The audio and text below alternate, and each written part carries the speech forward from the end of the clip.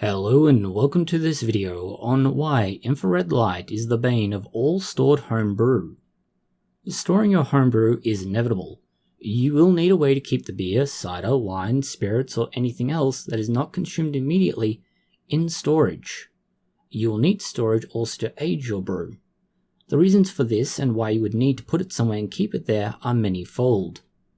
Many times, you will see that anything that will be aged or stored over a long time frame is kept in green or amber bottles. Even chemical reagents that are used in laboratories will be stored in amber bottles. The reason for this is simple. They keep the contents stable for that much longer. By stable, we mean there are no changes in the chemistry of the bottle's contents.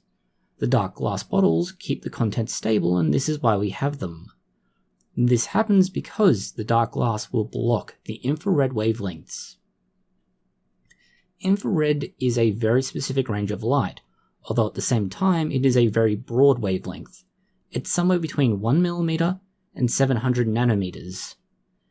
The distinction in infrared as compared to a lot of others is that it actually propagates energy and exerts a degree of momentum. This means that it has properties that are somewhat different to other kinds of radiation or energy. This can be seen as both a wave and as a particle. In some instances, it also acts as a photon, which is light. The range at which infrared exists is not something visible to the human eye, or at least not the naked human eye, and so it's not given a lot of consideration. Despite this, it does have some rather significant effects. For example, if you are outside and you notice that something is radiating heat, the reason it radiates heat is not actually heat necessarily coming off whatever it is that you're finding hot. It could be infrared light radiating back off of the object, and that's what you're perceiving as heat. With what we know so far, the next information is where and why infrared is important to storage of home brew. As we've mentioned, it is basically anywhere you see a white light. That's because you won't really see it in its own form. It will impart both energy and heat to anything it hits. For the human body, this can be somewhere around 1.5 inches or 40 millimeters into the body. Infrared is also somewhat quirky in that respect. It doesn't penetrate very far, but for a lot of what we're going to talk about, it doesn't need to penetrate very far. Most bottles and other containers used to store home brew are certainly not more than 40 millimeters thick in each wall, but they do, by virtue of their color, block some of the energy. This, though, is not universal, and we have a video on the effect of different glass on the penetration of this light.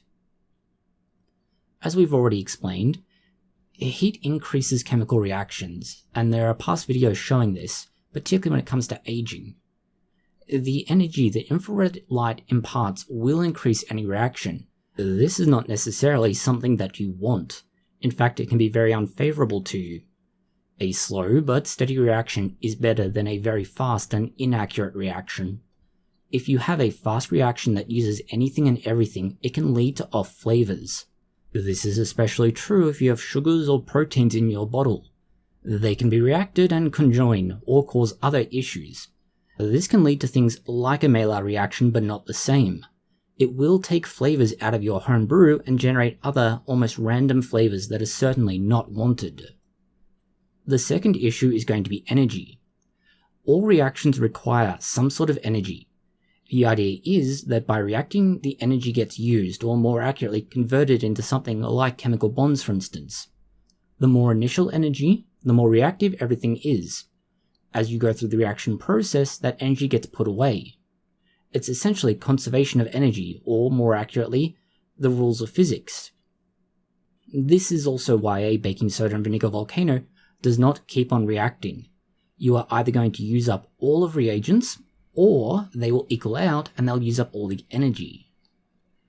The problem here is that you are continuing to add a small but constant amount of energy into the bottle's contents. This will keep reactions going long after they should have stopped. This makes it possible for things to get generated as a desirable product, and then for these desirable products to be reacted again and create unwanted products. This is why infrared is the worst wavelength for your home brew. it will constantly create more issues the longer it's exposed, and it's also one of the more troublesome wavelengths of light in that it can get through a lot of the means you would use to protect it. For example, putting it in a bottle. You can reduce the amount that penetrates, but you generally won't be able to completely stop it.